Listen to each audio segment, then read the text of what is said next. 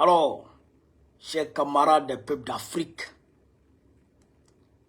peuple de Côte d'Ivoire, peuple de Burkina Faso, mes chers frères et de l'AES, peuple de l'Iptako Gourmand, camarades des peuples d'Afrique du Sud, du Nord, de l'Est, de l'Ouest, en passant par le centre, soyez salués en vos rangs, grades et qualités, mes chers frères et sœurs.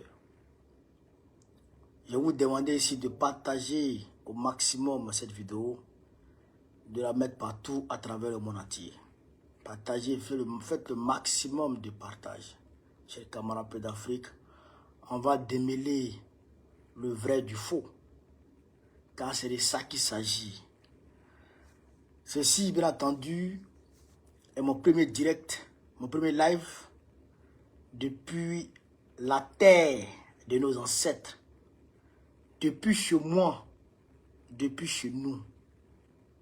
Frère, un vent de liberté, de tranquillité, d'apaisement me souffle depuis que j'ai atterri ici au Burkina Faso.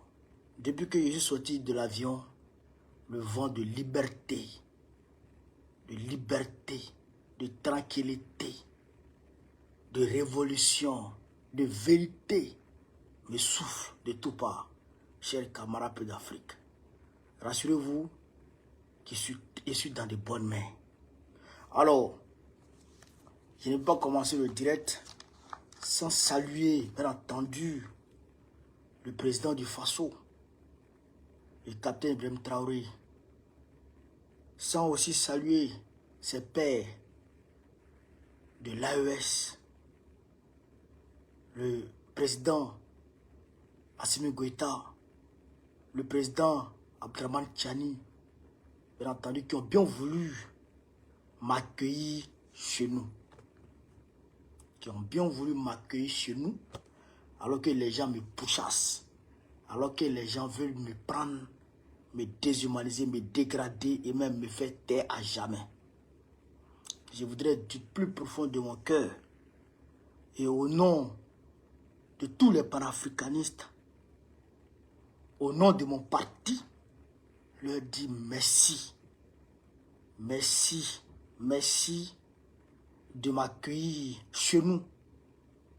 Merci pour cet élan de solidarité immense.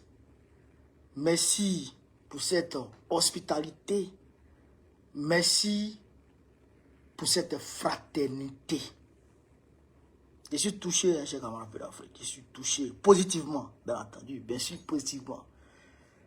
Je voudrais saluer aussi le peuple burkinabé et les peuples de l'AES qui sont sortis en masse pour venir m'accueillir. Pour venir m'accueillir comme un enfant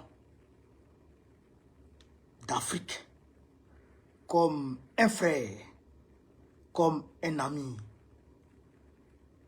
qui m'ont accueilli à bras ouverts, qui m'ont réservé cet accueil chaleureux pour envoyer un message à l'Occident, à l'impérialisme et ses suppôts.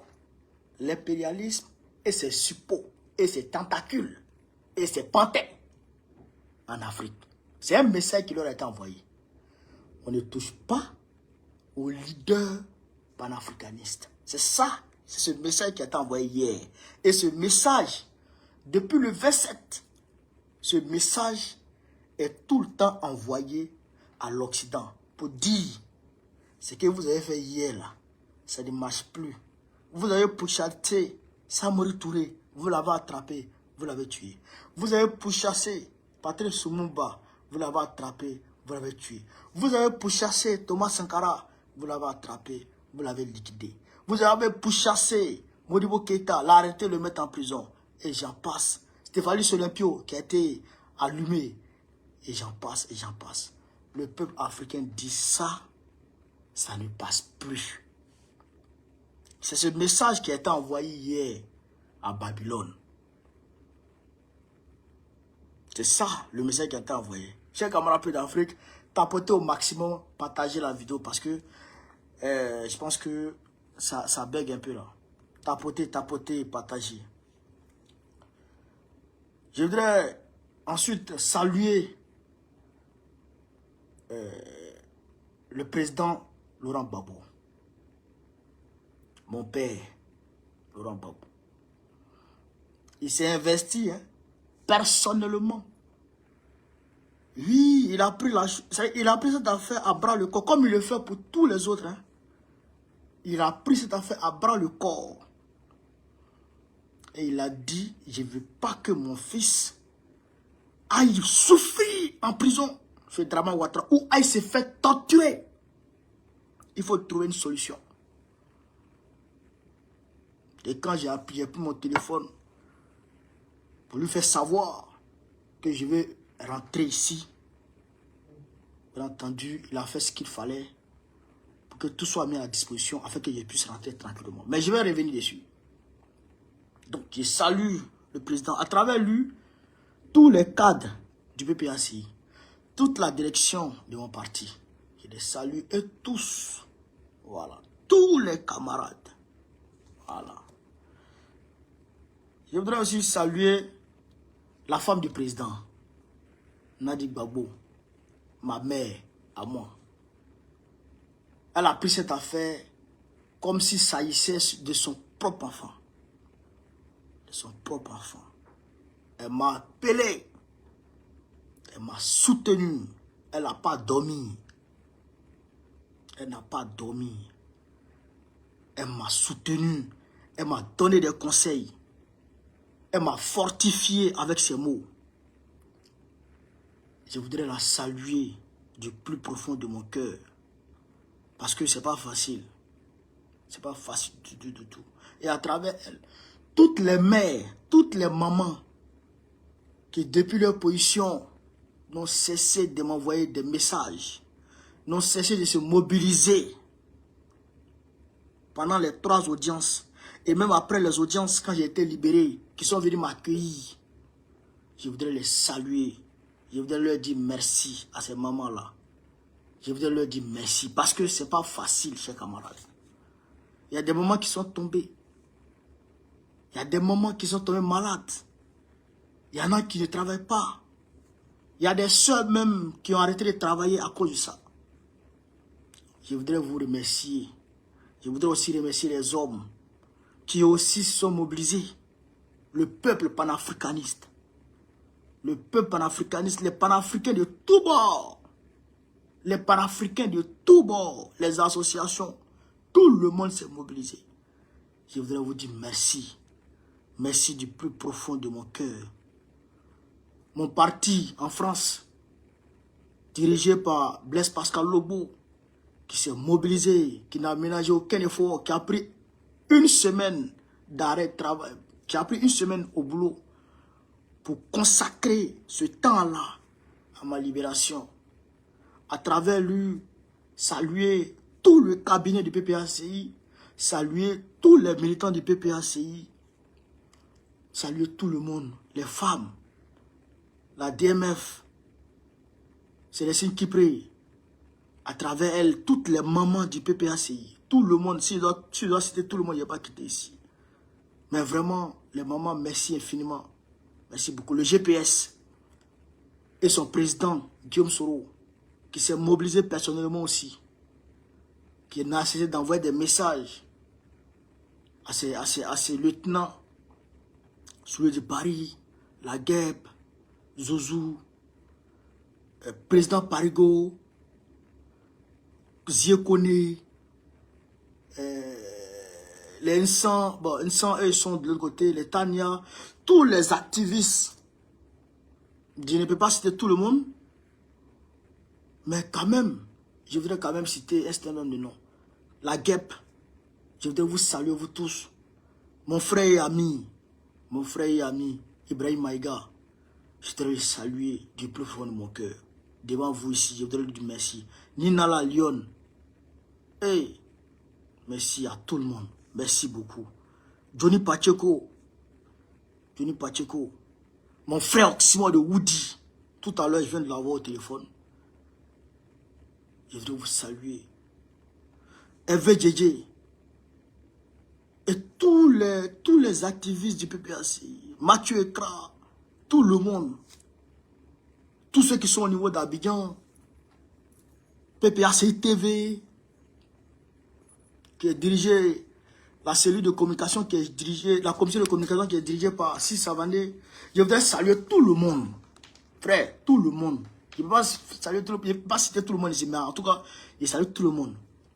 Les leaders panafricanistes, Kémy Séba, Nathalie Yam, Fracté Nyamsi, hein? Les PDT, les panafricanistes de terrain, qui se sont mobilisés, Maman Yoyo, et le doyen, comment il s'appelle, doyen Beu, oh, Dosso arrête d'appeler, doyen Beu, et tout le monde, hein? Yebayo, tout le monde, je salue tout le monde.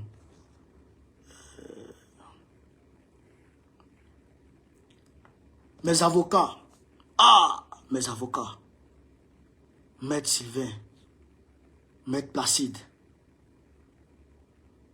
Maître Tagadid, je voudrais les saluer du plus fond de mon cœur. Même aujourd'hui, on a décroché une autre victoire. Aujourd'hui même, on a décroché une autre victoire avec les avocats. Je voudrais les remercier. Mon petit BKN, Dani de Paris, Chico, Boumabel, Issa Diawara, Gandhi Malien. J'ai dit tout le monde. Ça va me revenir un peu, puis je vais saluer les gens. Ma famille biologique, ma famille. Il faut que je souligne quelque chose au niveau de ma famille. Vous savez, en 2020, c'était la bagarre entre moi et ma famille. C'était pas là. Hé, belle fille, ma chérie Coco, je dois la saluer. C'était la bagarre entre moi et ma famille. Mais mon grand frère là, que vous avez vu mobiliser là, il a dit, je ne peux jamais laisser mon petit frère à cause de politique. Mon grand frère que vous avez vu qui est un peu chauve là, Pierre Aké là, il a dit, je ne peux jamais laisser mon petit frère à cause de politique. Ce qui va se passer, va se passer. Moi, je ne laisserai jamais mon petit frère. Et mes autres frères l'ont suivi. Et aujourd'hui, vous avez vu l'élan fraternel qui a été manifesté. Vous comprenez ça? Mon ami Balaïra. Vous comprenez? Donc, pour dire que la famille, c'est vraiment la famille. Je les salue tous. Voilà, je salue ma famille. Le peuple de l'AES. Je vais visiter l'AES incessamment. Je ne suis pas encore sorti de l'hôtel. Mais en tout cas, dès que je sors, je vais commencer, je vais établir un programme où je vais saluer tout le peuple de l'AES. Pour leur bravoure, leur détermination. Parce que c'est grâce à eux, c'est grâce à ce peuple que nos leaders sont encore là. Parce que si ce peuple ne s'était pas mobilisé, nos leaders ne seraient pas là. L'impérialisme les aurait emportés. Comme ce qui s'est passé avec moi. Mon cas est un exemple palpable. Mon cas est un exemple, est une illustration parfaite de la lutte panafricaniste. Quand on attrape un leader et que le peuple ne se mobilise pas, eh bien l'impérialisme va l'engloutir. Mais quand le peuple se mobilise, l'impérialisme recule. C'est ça qui est la vérité. Et c'est ça qui va se passer maintenant. Et c'est ça qui se passe d'ailleurs toujours. Voilà. Et je voudrais saluer aussi le camarade Constantin, le représentant PPAC Burkina Faso, le camarade Constantin Soya. Je vais le saluer. Les autres, je les salue au fur et à mesure, au fur et à mesure, au fur et à mesure. Alors, chers camarades peu d'Afrique, voilà vous, voilà moi maintenant. Soyez salués encore en vos rangs, grâce et qualité. Soyez salués, vous qui vous êtes mobilisés depuis le début de cette affaire jusqu'à aujourd'hui. Soyez salués, soyez abondamment salués, soyez infiniment salués, soyez richement salués. Merci, merci, merci, merci. Merci du fond du cœur. Merci à vous les gars. vous avez démontré à l'impérialisme que quand un Africain se bat pour l'Afrique, cet Africain-là est protégé par l'Afrique. C'est ça qu'on a pu démontrer. Les policiers se déplaçaient dans ma cellule. Les policiers se déplaçaient dans ma cellule pour aller me regarder, pour dire, mais vous là, vous êtes qui? Vous êtes président? Il dit non. Vous êtes le premier ministre? Il dit non. Vous êtes le vice-président? Il dit non. On dit, mais pourquoi autant de monde? Il dit, parce que je suis un Africain qui se bat pour l'Afrique. Et l'Afrique a reconnu ma bataille. L'Afrique a reconnu mon combat et l'Afrique se mobilise pour faire barrage à votre injustice. C'est ça qui est la vérité. Frère, je voudrais saluer mon frère Herman le Patriote aussi. Voilà, ici, parce que j'entends beaucoup de choses. Les gens disent beaucoup de choses. Les gens disent, ah, bon, on connaît, il a fui, il a fait ceci, il a fait cela. Non. Je voudrais ici apporter un soin de clarification, chers camarades. Chers camarades peu d'Afrique. Est-ce que vous comprenez ça? Vous prenez l'autre.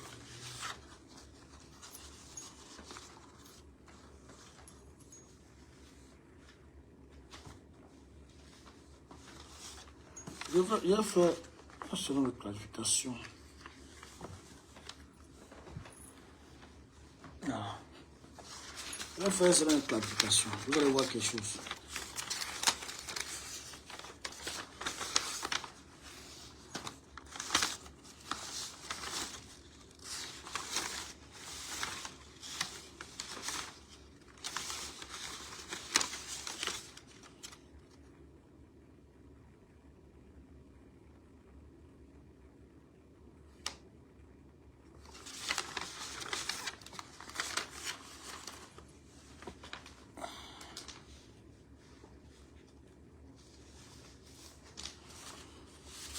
Alors,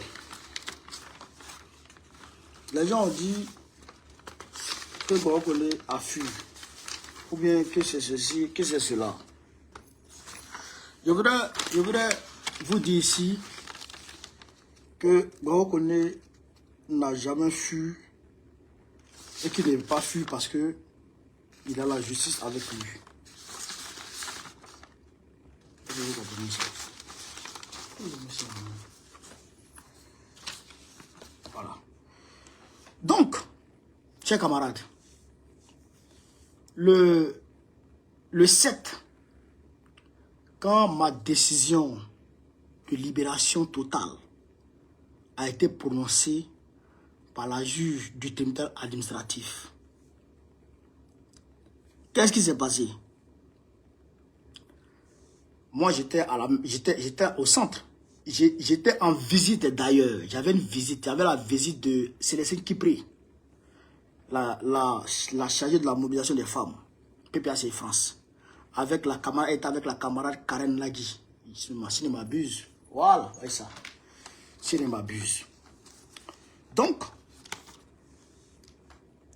on était en train de parler. Et en même temps, mon téléphone sonne. Maître Placide m'appelle. Il dit, monsieur Koné, on a gagné. Il dit en bon, il dit, on a gagné. Tout a été annulé. Voici la décision. Voici la décision. Tout a été annulé. Il dit, bon. Il fait comment? On dit, ils vont transmettre la décision au CRA pour que tu puisses signer les formalités et sortir.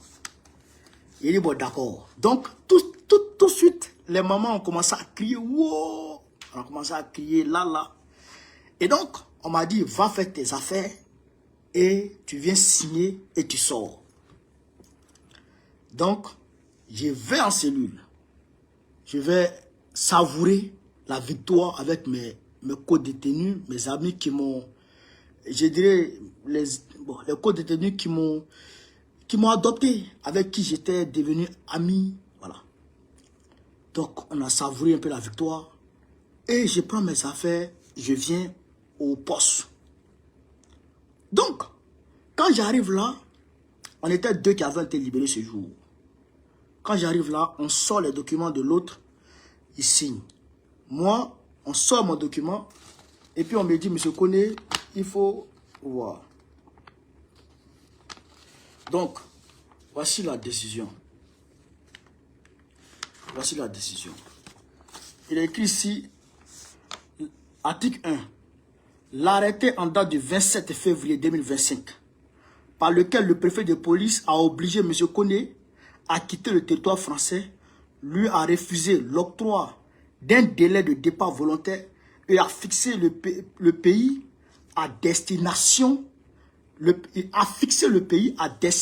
duquel il devrait être éloigné, ainsi que l'arrêté du même jour portant interdiction de retour sur le territoire français pendant une durée de 24 mois et le signalant aux fins de non-admission au fichier du système d'information Schengen sont annulés. Sont annulés, vous voyez ça? Annulés. Article 2. L'État versera une somme de 1000 € à M.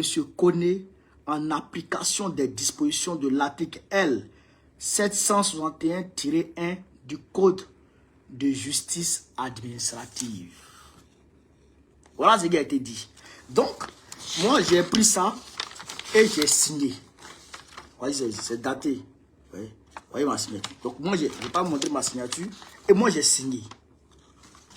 Quand j'ai fini de signer ça, j'ai dit, les 1000 € là, comment faire pour avoir ça? Parce que ils m'ont donné un coup de poing. Il faut que je prenne les 1000 € pour aller manger chez ma tante à Vitry.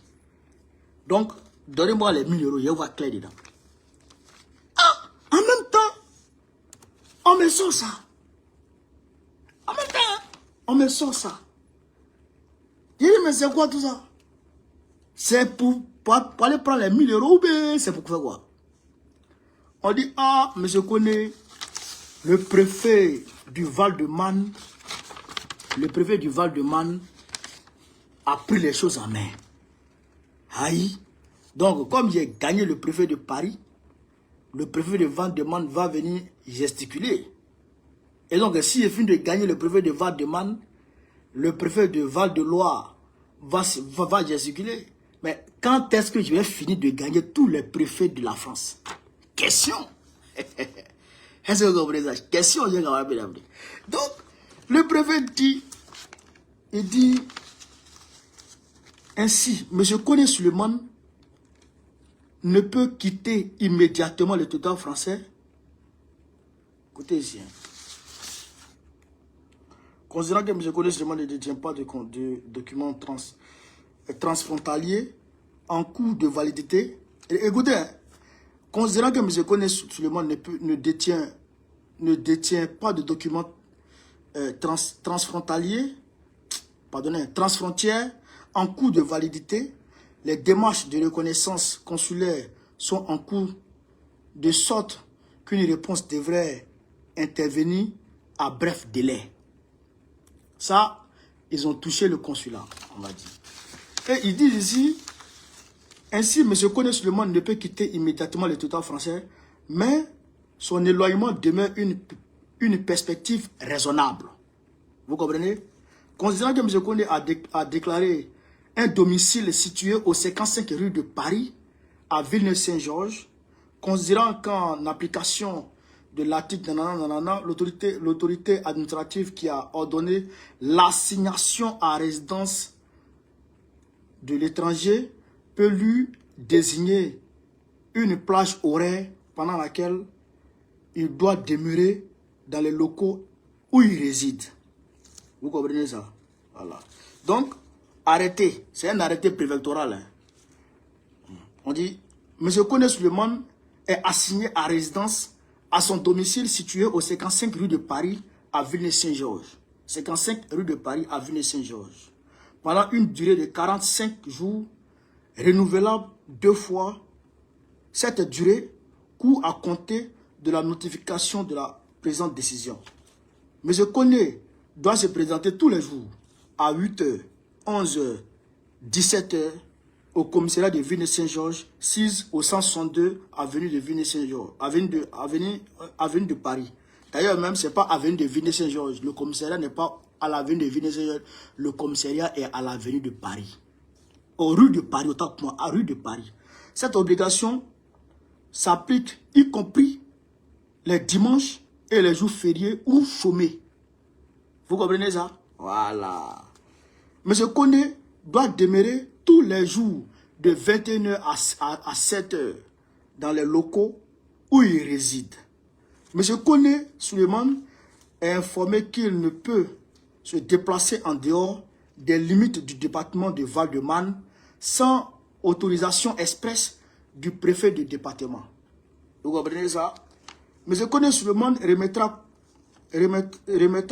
contre récépissé au service de police tout passeport ou tout document justificatif d'identité en sa possession conformément à l'article L 733-4 du code de l'entrée de séjour des étrangers et du droit d'asile. Vous comprenez ça? Donc déjà,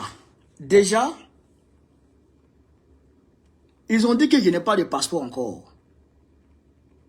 Ils ont dit que mon passeport n'est plus en cours de validité. Alors que l'avocat général de Macron, a pris... Attendez, hein. Oh, mon passeport. J'ai mis ça. A pris mon ancien passeport. Parce que c'est l'ancien passeport là que le consulat leur a donné. Donc, elle a pris mon ancien passeport. Elle a fait la photocopie de mon ancien passeport. Elle allait s'asseoir devant le juge de la cour d'appel. Vous comprenez? Devant le juge de la cour d'appel pour dire au juge de cour d'appel que mon passeport est périmé. Excusez-moi, que mon passeport est périmé. Entre-temps, mes avocats avaient mis dans le dossier un passeport à jour qui courait jusqu'en 2028. Mais le gars là, le juge là, il a regardé le passeport qui est en cours de validité et il a regardé la femme comme ça. Il dit non, son passeport est à jour. Son passeport est à jour. Donc, malgré ce passeport à jour, les gens, le même préfet de Val-de-Marne vient répéter les mêmes erreurs que mon passeport n'est pas à jour. Mon passeport n'est pas à jour, froid. C'est toi qui as fait pour moi.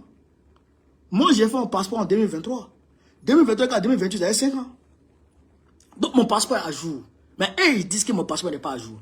D'ailleurs, même, je ne peux pas déposer mon passeport chez vous. Pourquoi? Parce que quand ils m'ont donné ça, au CRA là-bas, je leur ai dit, bon, donnez mon passeport, je m'en vais. Ils disent, ils ne donnent pas mon passeport. Est-ce que vous comprenez ça? Et ils disent qu'ils ne donnent pas mon passeport. Bon, pourquoi vous ne me donnez pas mon passeport? Que non, tu dois signer ça là. Je dis, je ne signe pas.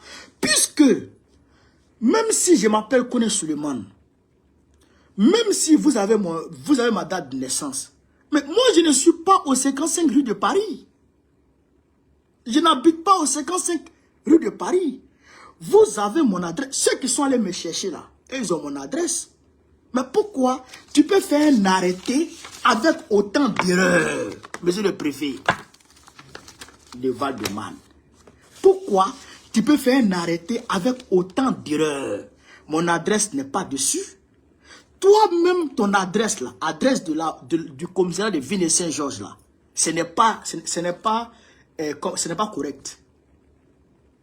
Le commissariat de Villeneuve-Saint-Georges est situé au 162 rue de Paris, à Villeneuve-Saint-Georges. Mais ils ont mis ici 162 avenue de Villeneuve-Saint-Georges, c'est faux.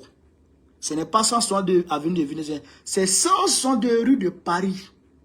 C'est la rue qui mène à la gare de Villeneuve-Saint-Georges et qui continue jusqu'à, comment on appelle ça, jusqu'au bazar des Chinois là, qui prend, voilà. C'est la rue de Paris qui va là-bas. Et c'est la même rue de Paris qui monte vers Paris. Parce que c'est la rue là qui mène vers Paris.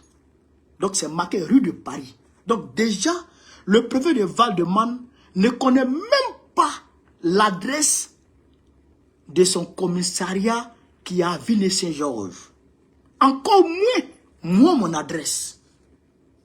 Donc, mes avocats ont attaqué ça. C'est parti en fumée. Puisque tout est faux. Puisque tout est faux. Mais, qu'est-ce qui s'est passé? Qu'est-ce qui s'est passé? Vous allez être étonné. On fait cet arrêté, on prend cet arrêté avec les adresses qui sont dessus là. Et on donne au commissariat de Villeneuve-Saint-Georges. M. Koné doit venir signer. 8h, 11h. Il était 10h par là. Quand je devais sortir avec mon petit frère. Parce que ce jour-là, quand je suis rentré le 7 à la maison, j'ai fait la vidéo et mes frères étaient là, ils m'attendaient. Ils disent, il faut qu'on aille ensemble à la maison pour qu'on aille partager un repas. Donc, naturellement, ils devaient dormir chez mes frères. Donc, je suis allé dormir là-bas. Maintenant, le lendemain, le 8, je devrais aller à la maison et aller m'habiller et m'apprêter pour aller à l'Assemblée générale de mon parti, à l'AGK. J'en ai même parlé le 7. Je sors. Et voici mon téléphone qui sonne. Je réponds. C'est un officier de police qui me dit, Monsieur Koné, vous devriez venir signer à 8h, on ne vous a pas vu. Qu'est-ce qui se passe? J'ai dit, ah, oui, je suis là, juste dans le 93. Le document là, moi j'ai montré ça à mon avocat. Il a dit, c'est pas possible, puisque j'ai été acquitté, j'ai été totalement blanchi. Tout ce dont le préfet de Paris m'accusait, tout a été blanchi, donc je rentre à la maison, je suis tranquille. Ils disent, non, non, non, il faut que moi je vienne. Parce que eux, ils sont déjà passés devant chez moi. Écoutez très bien. Ils sont allés devant chez moi. Il dit chez moi, là, c'est quelle adresse? Et ils donnent mon adresse exacte. Or, sur ce papier-là, ce n'est pas mon adresse. Ce papier-là, il n'y a pas mon adresse dedans. Mais comment l'officier de police a fait pour connaître mon adresse alors que mon adresse n'est pas indiquée dans ce papier? Voilà la question. Voilà la question. Donc, quand j'ai vu les louvoiements, j'ai vu les micmacs, j'ai appelé l'avocat. Et l'avocat l'a appelé. Il dit non, non, non, c'est OQTF de 2023. Aïe! OQTF de 2020. On vous a dit de supprimer. Parce que j'ai pris des avocats et les avocats ont gagné. Et même d'ailleurs, ils ont demandé à ce que je sois dédommagé à cause de l'OQTF de 2020. Là. Le tribunal administratif a ordonné à fait que je sois dédommagé. Cet argent-là, j'ai donné à mes avocats. C'était pour 2020. Le préfet n'a pas annulé. On lui a dit annule, mais il n'a pas annulé. Vous venez me parler de 2023. 2023, j'ai attaqué. J'ai attaqué l'OQTF. Ils n'ont pas répondu. Et ils disent qu'ils m'ont envoyé une lettre à la poste et que moi, je ne suis pas allé récupérer la lettre et que la lettre est repartie. Ils m'ont envoyé un courrier recommandé. Moi, je ne suis pas allé récupérer le courrier recommandé et le courrier s'est retourné. Ok, c'est faux. C'est faux. Parce que c'est la même chose qu'ils ont faite lorsque ils ont clôturé mon compte. De façon unilatérale. Ils ont pris la décision de clôturer mes 2 comptes bancaires qui étaient à la poste. Clôturer et ils ont pris mon argent. Ils m'ont laissé à sec. Vous comprenez ça? Et quand je leur ai dit, mais est-ce que vous m'envoyez un document pour me demander de vous donner un nouveau compte bancaire ou une nouvelle adresse? Ils disent non. Ils m'ont envoyé un courrier et moi, je n'ai pas reçu. Moi, j'ai pas reçu le courrier. Il dit, ah bon? Il dit, non. Moi, je n'ai pas reçu le courrier, c'est faux. Vous ne m'avez pas envoyé. Je suis allé faire réclamation chez mon conseiller. Mon conseiller leur a fait la réclamation. Ils disent, bon, eux, ils vont m'envoyer le chèque. Comme ça, je peux aller déposer le chèque là où je veux. Je suis allé ouvrir un nouveau compte. Donc, j'attendais le chèque.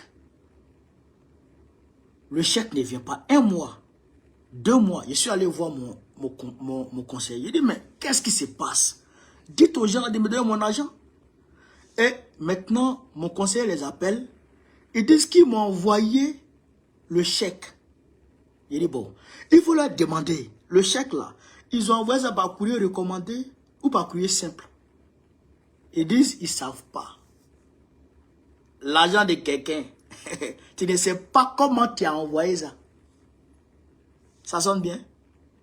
Ça sonne bien. Donc quand ils ont dit qu'ils m'ont envoyé, que moi je fallait récupérer, automatiquement, j'ai dit, ah, c'est la même chose là. Ceux qui vont bloquer mon argent là, c'est eux qui sont en train de m'embêter ici encore. C'est Macron. Il dit c'est Macron. Donc, et c'est tranquille. Et c'est tranquille. Donc quand j'ai appelé mon avocat pour lui dire voilà ce qui se passe, l'avocat dit bon, reste où tu es. On va essayer d'attaquer. On va leur demander d'envoyer par lettre recommandée parce qu'on a le droit. Ils n'ont qu'à envoyer, comment on appelle ça, le truc là par lettre recommandée. Non, attention, mon avocat dit on va faire recours. On est encore dans le temps, on va faire recours. Donc l'avocat a fait recours. Maître Senda. Quand ils ont fait le recours, le tribunal a envoyé un récépissé. Et ce récépissé est suspensif. C'est-à-dire que ça là, ce papier là, c'est suspendu jusqu'à ce que le tribunal se prononce. Puisqu'on a fait un recours devant le tribunal. Dès qu'on a fait le recours, dès que mes avocats leur ont envoyé, comment on appelle ça, leur ont notifié le recours, une copie du recours, ils ont appelé mes avocats pour dire non, non, non. Cet arrêté-là, eux, ils l'ont annulé. Et ils ont pris un nouveau arrêté. Il dit quoi? Vous annulez et vous reprenez et vous annulez. C'est quoi le but du jeu? On attaque, vous annulez. Et vous reprenez. C'est quoi le but du jeu? Donc, j'ai dit à mes avocats, j'ai dit, je sais ce qui se passe. Je sais ce qui se passe. Ceux-là veulent me faire taire. Je ne vais pas vous dire le nom, mais il y a quelqu'un qui m'a dit, le préfet là, il est prêt à lâcher prise. Mais il faut que tu te taises. Il ne faut plus attaquer Macron. D'ailleurs, le message est venu du préfet. Et j'ai vu le message. Il ne faut plus attaquer Macron, il faut te taire. Wallah, billah, sur mon mois de Ramadan. Sur mon mois de Ramadan. Il dit, ah, c'est ça là. Tout ça, pour ça. C'est le problème qui est là. Il ne faut plus que bon, qu'on parle. Est-ce que vous comprenez? Il ne faut plus que je parle. Donc, j'ai dit, ok, j'ai compris. Donc, quand ils ont annulé et ils ont pris un nouvel arrêté, l'avocat a demandé à ce que l'arrêté là soit envoyé, me soit envoyé par lettre recommandée. Comme ça, je vais aller prendre à la poste pour aller donner à l'avocat et puis on va attaquer en justice. Puisque ça c'est du chiffon. C'est du chiffon. Il n'y a aucune base légale dedans. Rien du tout. Rien. Un préfet qui se trompe sur l'adresse de son propre commissariat. Un préfet qui se trompe sur l'adresse de son propre commissariat. Qui se trompe sur l'adresse où il va assigner quelqu'un en résidence. C'est quoi ça? Moi, je ne suis pas sur la rue de Paris. La rue de Paris, c'est l'autre côté. C'est l'autre côté. Mais si vous voulez m'assigner là-bas, prenez une maison pour moi là. Donc, j'ai dit à mes avocats, il faut leur dire, nous on va, ils n'ont qu'à faire ça par recommander, on va voir. Donc, ils sont très fâchés. Il faut que M. Koné arrive, vienne. S'il ne se présente pas, on va lancer un mandat de recherche contre lui. On va faire ceci, on va faire cela. Pour qu'il quitte le pays. Il faut qu'on le prenne. C'est comme si, c'est comme ça. Il dit, bon, vous, votre pays, moi là, je vous laisse. Je m'en vais. Aïe! Chers camarades d'Afrique. Il dit, vous, votre pays, je vous laisse, je m'en vais. Parce que l'intention, c'était quoi? C'était de me reprendre le 8 là. Pour aller me mettre en rétention. C'était pour me prendre. Parce que ce jour-là, ils sont venus se garer devant chez moi encore pour m'attendre. Dès que je sors encore, le gars me demande, moi je suis dans quelle porte, moi je suis à quelle porte. Il dit, il connaît devant chez moi, il connaît chez moi, mais il ne sait pas ma maison. De lui dire, moi je suis où, à quel étage, gauche ou droite, d'indiquer ma porte. Il dit, moi je ne t'indique pas ça. Tu connais, non? Il faut chercher, moi je ne t'indique pas ça. Donc c'est là maintenant, j'ai compris que l'impérialisme ne veut pas lâcher affaire. Soit, on connaît ses têtes, ou il se tait, il gère son bengue tranquillement, comme tout le monde, ou l'impérialisme va l'attaquer en justice. Et si l'impérialisme n'arrive pas à l'attaquer en justice, l'impérialisme n'arrive pas, parce qu'ils ne pourront pas, du point de vue légal, du point de vue juridique, à ce niveau-là. Et qu'ils veulent me faire taire à tout prix. Frère, je vais finir comme Martin Luther King. Je vais le lève en train de bégayer. Je vais finir comme Martin Luther King ou comme Malcolm X ou comme Thomas Sankara. Ils vont me liquider.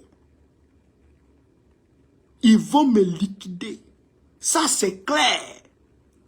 Ils vont me liquider. Puisque les élections approchent à grands pas en Côte d'Ivoire. Et Gbagbo est bien parti pour gagner les élections. Et avec nous, les lieutenants de Gbagbo, sur le terrain, tu ne peux pas t'amuser à écarter Gbagbo. Tu ne peux pas. Parce qu'on est écouté, on est suivi, nos mots d'ordre sont suivis par nos militants. Et donc, Gbagbo lui-même n'a même pas besoin de parler. Il suffit juste que nous, on parle. Et puis le peuple prend la rue. Et si le peuple prend les rues, les intérêts français sont menacés. Les intérêts français sont menacés. C'est pourquoi ces hypocrites notoires, je dis bien, les Français de Macron et ses sbires, ces hypocrites notoires, se sont mis avec Gala Kolibi pour soi-disant travailler avec Gala Kolibi à l'effet d'obtenir des élections apaisées. Vous comprenez ça?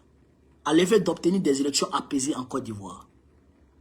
Mais Gala Kolibi est en prison. L'ambassade de Côte d'Ivoire en France, ils ne sont même pas capables de produire un communiqué pour dire Gala Kolibi, on ne doit pas l'arrêter. Or que vous l'avez sollicité pour travailler avec vous. Tapotez les gars, je vois que le live est attaqué là. Tapotez. Vous l'avez sollicité pour travailler avec vous. Est-ce que vous comprenez ça? Ces hypocrites. Dosso Rodel, secrétaire général du PPACI chargé de la société civile. Parce que la société civile a manifesté, ils sont allés prendre Dosso Rodel pour le mettre en prison. Tous les gars de la société civile qui étaient dans cette manifestation, ils les ont pris presque tous, ils les ont mis en prison.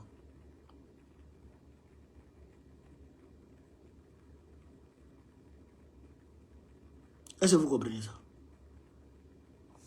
Donc, moi, je dis bon, je sais pas qu'est-ce qui se passe avec ce live-là. Le TikTok a attaqué là, mes camarades.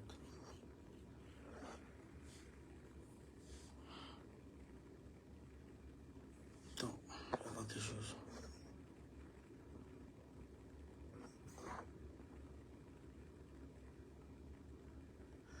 pense que c'est bon, non?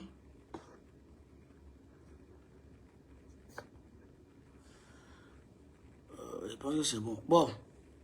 Donc, ils ont fait ça à Gara Kolibi, à Dosso Rodel, et même Steve Biko de la Mauritanie. Tous nos gars sont en prison. Mais malgré ça, l'impérialiste, ils ne veulent pas nous lâcher. Hein. Il faut que Bao Kone aussi aille en prison. Pour que Ouattara puisse faire un passage en force tranquillement en 2025. En octobre prochain. Vous comprenez? Mais, moi je suis en paix. Moi je suis tranquille. Donc c'est pourquoi j'ai laissé mon enfant, mes activités, et je suis venu ici. Parce que non seulement eux, les blancs là, Macron et ses sbilles, ne voulaient plus que je parle, mais nos mamans, les mamans qui m'aiment, qui m'affectionnent, elles-mêmes, elles craignaient que je parle. Elles ont peur que je parle. Les Africains eux-mêmes ont peur que je parle. Donc, si c'est ça, ça devient compliqué. Alors que Bao Kone ne veut pas se taire. Je ne peux pas me taire pendant que Macron et ses amis terroristes endeuillent l'AES. Je ne peux pas me taire pendant que la Côte d'Ivoire, mon pays, est utilisée comme base arrière pour les terroristes, pour endeuiller les pays de l'AES. Je ne peux pas me taire quand Alassane Ouattara veut écarter le président Gbagbo. Je ne peux pas me taire, chers camarades. Est-ce que vous comprenez ça? Je ne peux pas me taire. Donc c'est pourquoi j'ai laissé leur France là dans leurs mains et je suis venu ici dans l'espace de l'AES, l'espace de la vérité, l'espace de la liberté vraie. Pas la liberté dans l'esclavage, la liberté dans la vérité et la liberté réelle. C'est ça l'AES.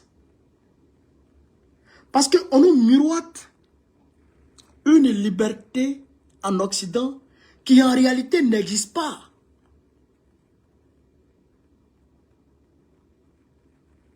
Attendez, je vais relancer le live alors. Je vais relancer le live.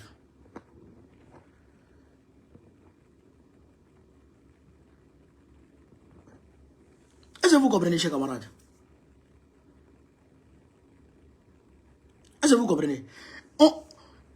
En Occident, on nous miroite une liberté qui n'existe en réalité pas. Je vais vous dire quelque chose.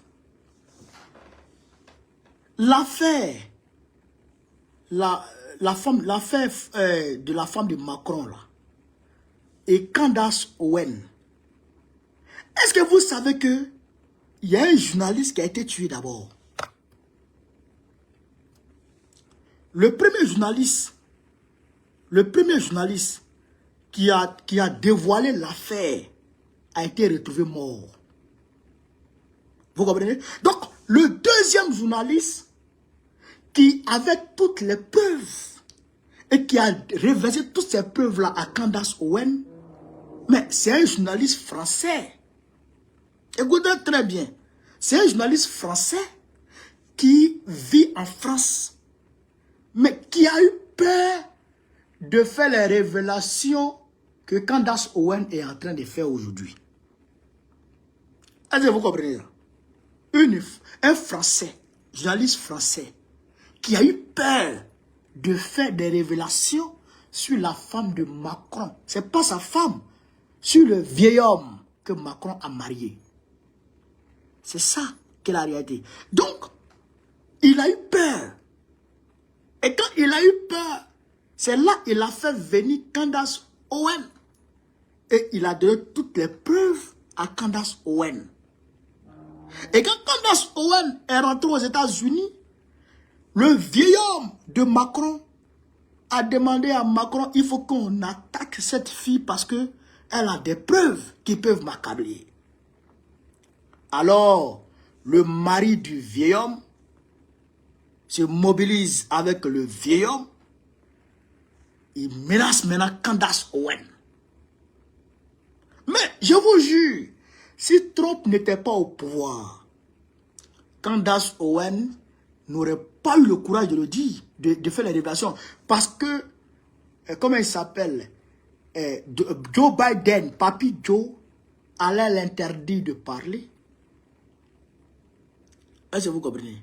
Allait l'interdire de parler. Ou bien ce qui est arrivé aux journalistes français qui a commencé à révéler les affaires sur le vieil homme de Macron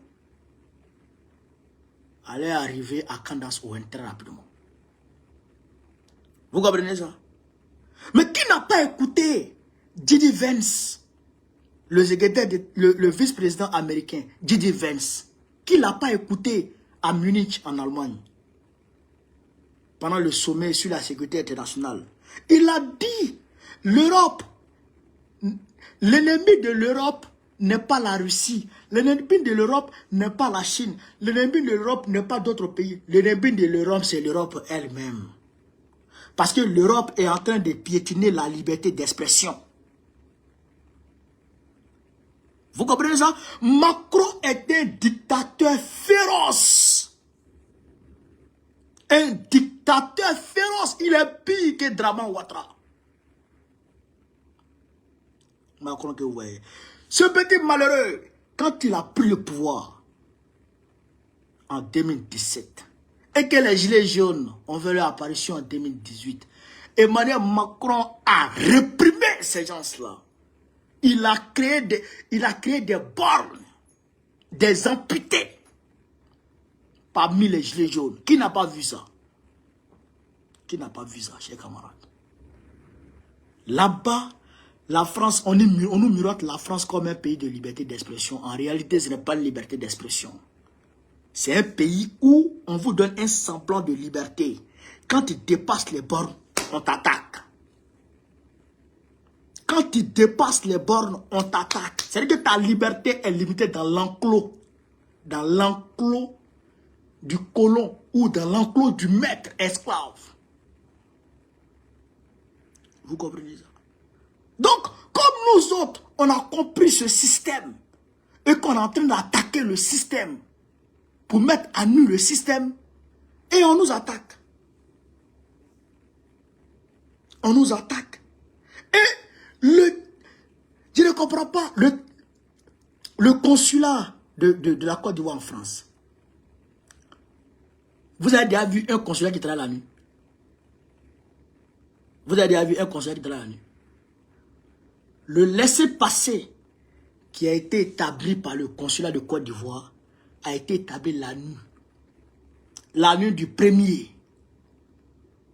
Vous comprenez? La nuit du 1er mars. Est-ce que vous comprenez ça? J'ai dit la nuit du 28 au 1er mars. On m'a arrêté le 27. On m'a envoyé en centre de détention le 27. La nuit du 28 au 1er mars, ils ont tapé en même temps, m'ont laissé passer. M'ont envoyé vers la Côte d'Ivoire. Le consulat de Côte d'Ivoire qui a fait ça. Mais quand le consulat a fait ça, chez camarades peu d'Afrique, ils prennent la décision de me faire partir en Côte d'Ivoire le 2.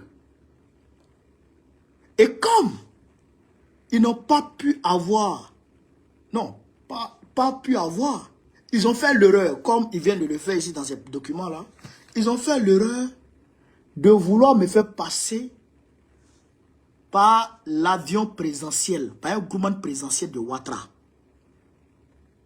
Vous comprenez? Vous comprenez? Donc, le 1er mars, samedi 1er mars, le président Laurent Gbagbo attaque publiquement à Angré.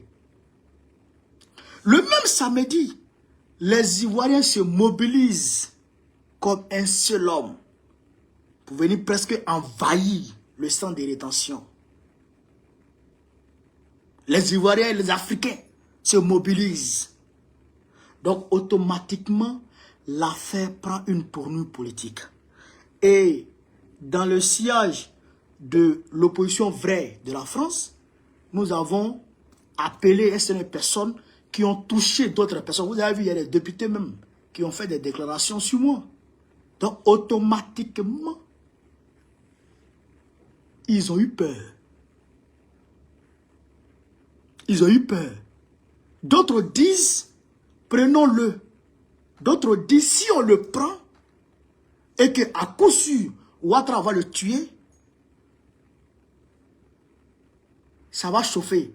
Parce qu'on l'aurait sorti de la voie légale pour le mettre dans une voie obscure.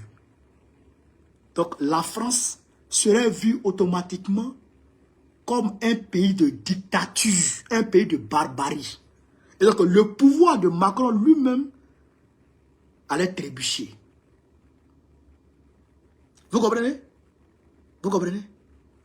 Avant que mes avocats ne rentrent dans la danse, parce qu'il y a comparu le 3 mars devant le tribunal du GLD, mon premier tribunal, le 3. Donc, avant que je ne passe devant un tribunal, devant un juge, ce qui est mon droit, il voulait me faire passer en même temps par l'aéroport de Bourget à travers comment on appelle ça, le gouvernement présidentiel de Dran Ouattara. Je ne peux pas être en Côte d'Ivoire. Donc, c'est grâce à la mobilisation générale des Africains que les gens là ont reculé. Vous voyez mon cou là, le gaz lacrymogène avait blessé mon cou. Il y avait beaucoup de boutons, et ça se cassait, ça me faisait très mal. Je suis allé voir l'infirmière pour lui dire de me trouver un produit. L'infirmière me dit, je vais commander ton produit. Et demain, il faut revenir. Ça, c'était le premier. Vous comprenez ça? C'était le premier. Et je reviens le soir, le lendemain de... L'infirmière me dit, je n'ai pas commandé. Elle me prend Dexéline. Elle me prend un truc, ouais, elle me prend un truc, un sparadrap façon, et puis elle colle. Puis elle dit, ça va aller. Donc, je vais m'asseoir. 2 jours plus tard, je vais voir l'infirmière. Il dit, ah, vraiment, ça me continue de me faire mal. Qu'est-ce qu'on fait? L'infirmière me dit, elle va m'excuser, hein. Je vais dire ça aujourd'hui. Elle me dit, je n'ai pas commandé votre produit parce qu'il y avait un vol non affiché sur votre dossier. Un vol non affiché. Un vol non affiché sur votre dossier. Vous comprenez ça? Ça veut dire que je ne partais pas dans Corsair, je ne partais pas dans Air France, je ne partais pas dans Turkey Airlines, je ne partais dans aucune compagnie. Mais quand même, il y avait un vol. Un vol non affiché. C'est-à-dire que on veut me prendre pour me mettre dans quelque chose comme ça. Donc, quand vous vous êtes mobilisés, ils ont reculé. Ils ont reculé. N'eût été votre mobilisation. C'est pourquoi je salue votre mobilisation. N'eût été votre mobilisation, mais ils m'auraient envoyé. Ils m'auraient envoyé. Est-ce que vous comprenez ça? Est-ce que vous comprenez ça, chers camarades? Mais je ne comprends pas comment la France devient. Je ne comprends pas comment la France devient. Donc, au vu et au su de la supercherie, du complot ourdi contre moi, au vu de l'attentat contre ma vie, il dit Macron c'est un terroriste. Son ami Draman c'est un terroriste. Donc ils ont tenté de me terroriser. Soit me tuer, me mettre en prison, me torturer, me mettre en prison, ou me faire taire à jamais. J'ai appelé, j'ai dit je m'en vais. On dit tu t'en vas, j'ai dit moi je m'en vais. Je quitte ce pays. Parce que à quoi Gbagbo Koné sert s'il ne parle pas? À quoi ma vie sert? Ma vie sert à quoi? S'il ne peut pas parler, ça sert à quoi ma vie? Je vis pourquoi? S'il ne peut pas me battre pour la liberté d'expression, pour la liberté des Africains. S'il ne peut pas me battre pour que l'Afrique soit libre, je deviens... À quoi je sers? Je ne sers à rien. Je ne sers à rien. Donc je dis, moi je m'en vais. Si là-bas, je vais manger cailloux, c'est qu'il y a des gens qui vivent avec cailloux. Si là-bas, je vais manger benzin, c'est qu'il y a des gens qui mangent avec benzin et puis ils vivent. Et moi, je vais se devenir comme ça. Donc je dis, je m'en vais. Alors, l'ambassade de Burkina Faso avait déjà délivré un laissez-passer. Puisque mon passeport avec eux, ils ont bloqué mon passeport. Et ils ont bloqué mon passeport. Vous comprenez ça? Donc, j'ai dit à mes frères, on s'en va. J'ai dit, je m'en vais. Donc, grâce à Dieu, le parti a pris un billet. L'ambassade du Burkina Faso a délivré un laissez-passer pour moi. Les autorités burkinabées ont pris les choses en main. Donc, je suis venu à l'aéroport et grâce à Dieu, on a pu avoir un billet. Et j'étais avec mes frères. Et maintenant, j'arrive à la frontière, aux polices de frontière. Il y a un policier là-bas, il est gros comme ça. Il prend mes documents. Il dit, mais monsieur, mais vous n'avez pas de titre de séjour? Je dis, oui. Mais si vous sortez, vous ne pouvez plus revenir. Hein? Ça, ce n'est pas ton affaire. Moi, j'ai sorti. Mais monsieur, je vois que vous avez un enfant ici. Vous n'avez pas d'OQTF. Il dit, j'ai OQTF. Il dit, vous n'avez pas OQTF. Il dit, j'ai OQTF. Fais-moi mes affaires, moi je m'en vais. Il dit, mais monsieur, si vous partez, vous ne pouvez plus revenir, c'est comme si... Il dit, ça, c'est pas ton affaire. Fais-moi mes affaires, moi, je quitte votre pays. Je ne suis plus en sécurité dans votre pays. Vous voulez me tuer? Je m'en vais. Donne-moi mes affaires. Oh, il appelle. Il appelle. Il va là-bas. Il bouge ici. Il dit ça là. Moi, je suis arrêté. Tu vas me donner mes affaires. Je quitte votre pays là. Je quitte votre pays. Donc, il a commencé à tourner. Il appelle son collègue. Il vient de parler. Même le monsieur, il veut partir. C'est comme ci, c'est comme ça. Il est en train de parler. Moi, j'ai arrêté. Aujourd'hui, là, moi, je quitte votre pays. C'est ça que j'ai déjà pris mon billet, j'ai laissé passer, j'ai tout. Mais monsieur, votre passeport là, vous avez pris. Laissez passer là, ça fait office de passeport pendant 3 mois. Donne-moi mes affaires, je m'en vais. Il a dit, je quitte ton pays. Ah, c'est un problème. C'est un problème. Il dit, je quitte ton pays, mon frère. Ah ben monsieur, si vous partez, vous ne pouvez plus revenir. À moins que vous demandez un visa, mais... Il dit, je m'en vais. Donc, quand il a fini ses nyama, moi je suis serein. Donc, il me donne mes trucs maintenant. Il dit, bon monsieur, vous pouvez partir. Je suis parti. J'ai pris l'avion. Et je suis parti. C'est d'ailleurs pourquoi, aujourd'hui, quand mes avocats m'ont appelé pour dire que ça là, ça a été annulé par le tribunal de Melun. Ça a été annulé par le tribunal de Melun. Il dit, ah. Donc, le policier avait raison. Il n'y a plus d'OQTF. Le policier de frontière, il avait raison. Il n'y a plus d'OQTF. Mais comme moi, je ne vais pas m'asseoir et ne pas parler. Et que je crains que vous, là, vous allez me tuer. Donc, je m'en vais.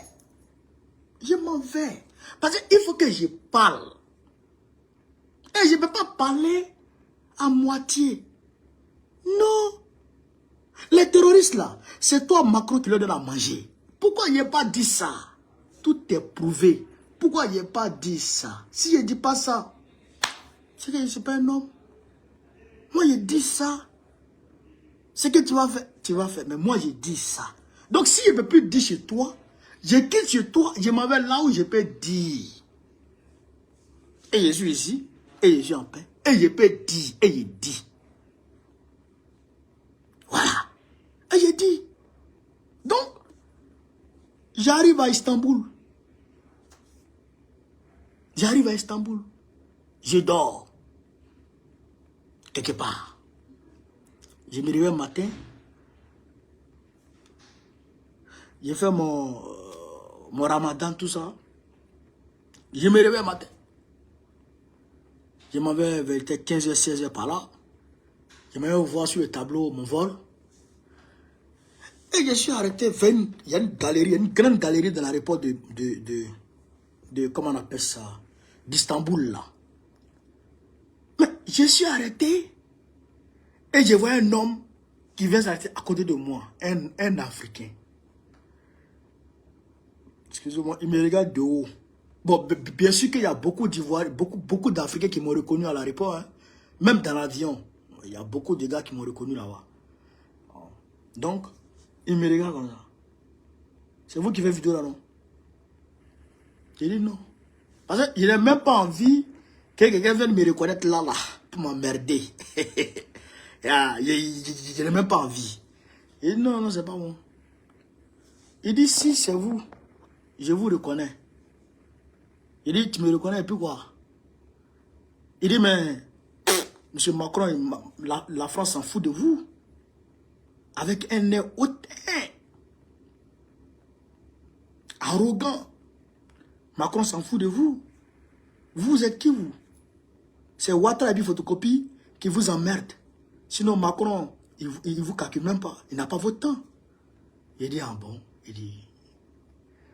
Mais et puis, lui, c'est lui qui parle. Moi, il est regarde chez moi. Il dit, Ouattara même a demandé à Macron de vous laisser tranquille.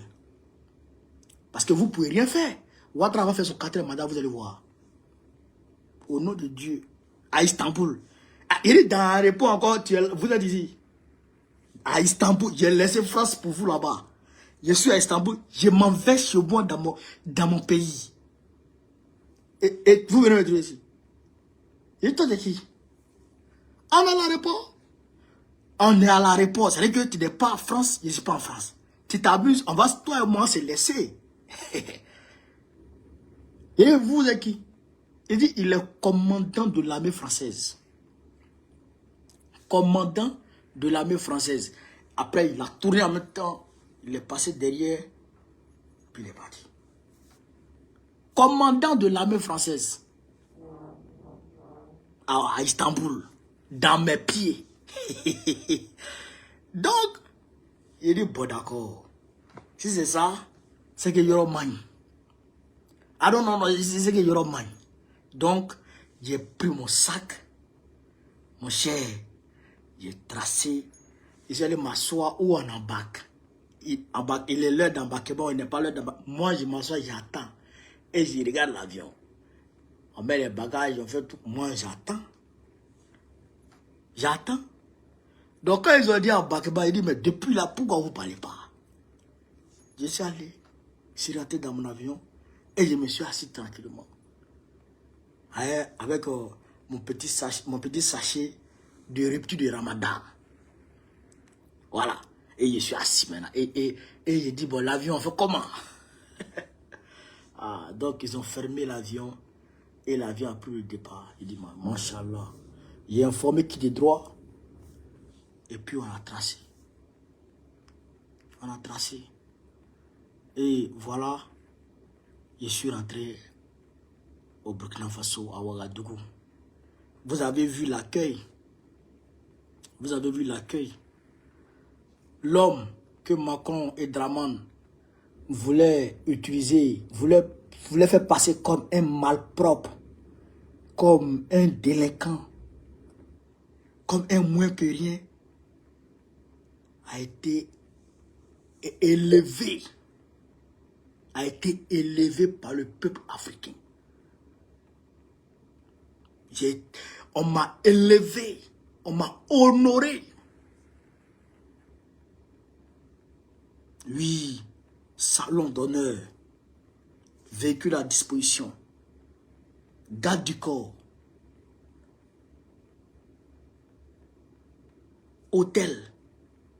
C'est pas les hôtels où vous voyez en France. C'est pas les hôtels où il y a des châteaux rouges là, hein?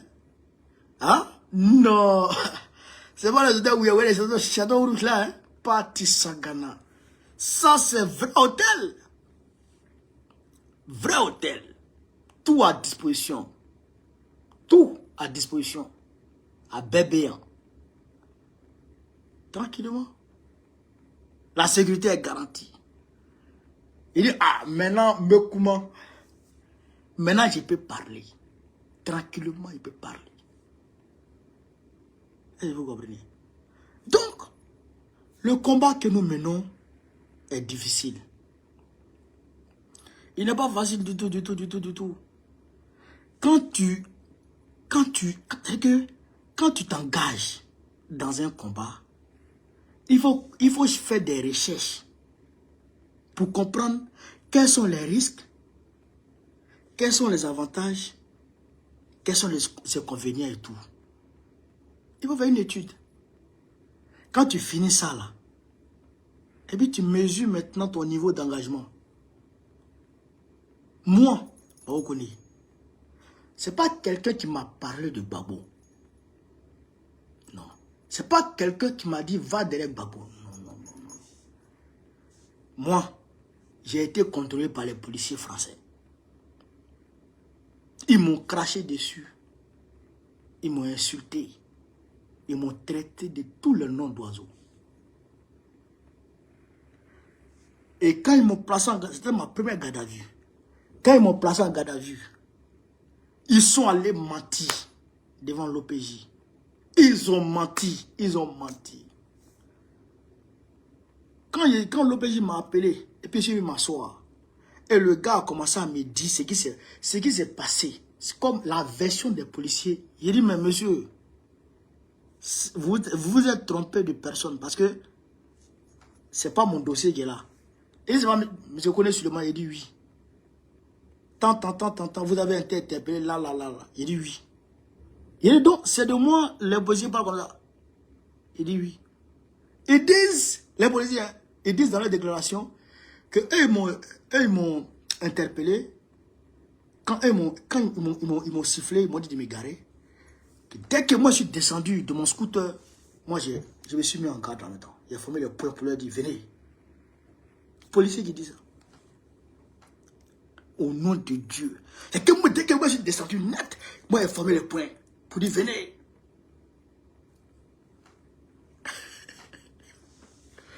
Wallah et bilaï. Il dit, hein? Il dit, c'est comme ça, bout là. Ah, ça, il dit, c'est pas bon. Et puis, c'est dans un pays comme ça, nos frères sont en train de venir. Ils viennent sur l'eau, ils arrivent en masse pour venir subir ce que moi j'ai subi là. Il dit, jamais de la vie, ça là, il faut qu'on arrange l'Afrique. Pour que l'Afrique devienne 1000 fois plus éclatante, plus rayonnante que les gens, que le pays des gens. J'ai pris la décision ce jour de me consacrer corps et âme au panafricanisme. Frère, quand j'ai commencé un peu à faire les petites vidéos, il y a mon frère qui m'a appelé. Il dit, mais toi-même là, tu veux quoi même? Hein? Les Français là, tu ne sais pas que, voilà, ici là, c'est mieux ici, c'est comme si, c'est comme ça. Il dit, mais attends, est-ce que Dieu habite en France? Non.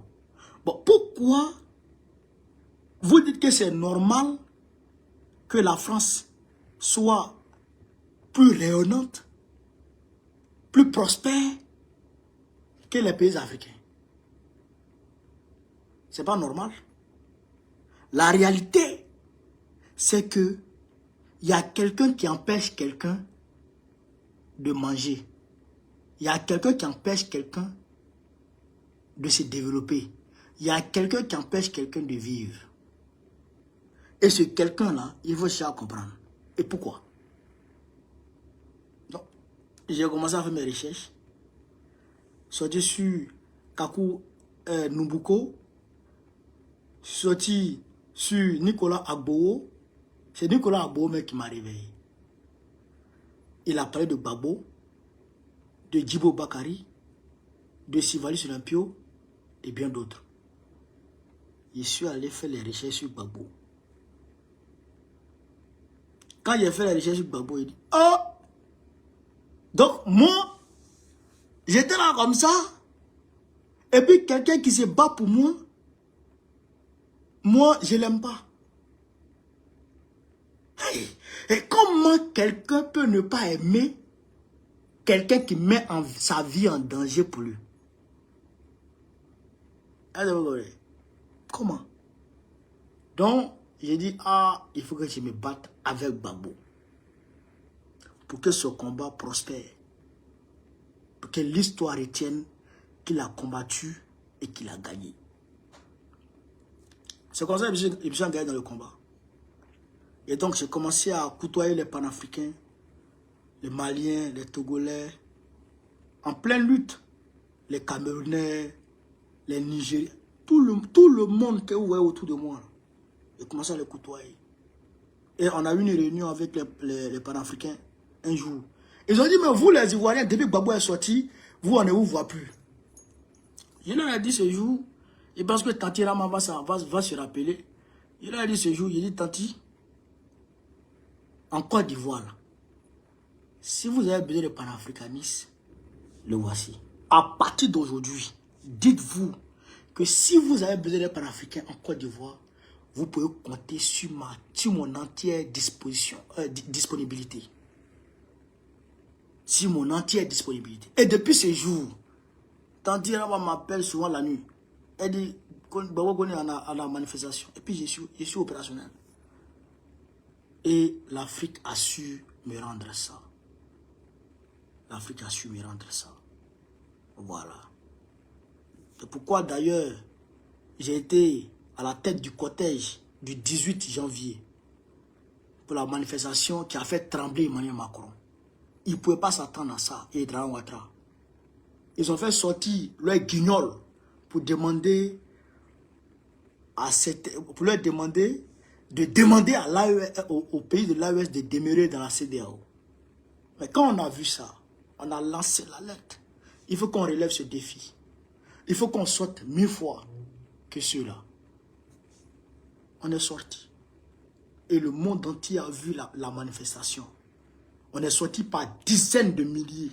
Du jamais vu en France. Voilà la réalité.